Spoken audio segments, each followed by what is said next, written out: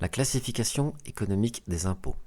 Dans cette classification, il existe 3 catégories d'impôts. La première catégorie est l'impôt sur la dépense. À partir du moment où vous faites des achats de biens, de prestations de services, de denrées alimentaires, vous avez un impôt à chaque fois que vous achetez quelque chose. Et cet impôt, tout le monde le connaît, on appelle ça la TVA.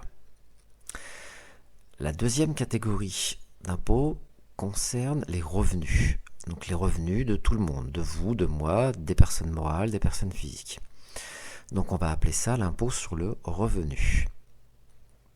Dans l'impôt sur le revenu, on va faire une distinction entre 2 types d'impôts. L'impôt qui va d'abord frapper les personnes physiques, on appelle ça l'impôt sur le revenu des personnes physiques IRPP. Donc c'est vous et moi. Et l'autre catégorie va concerner uniquement les personnes morales, les sociétés.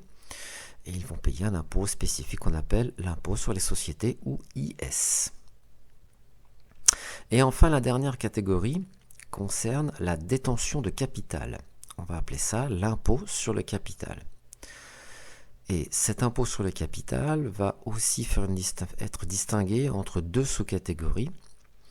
La première catégorie donc va concerner la détention de capital. Vous possédez des terrains, des maisons ou des bateaux de luxe, des choses comme ça.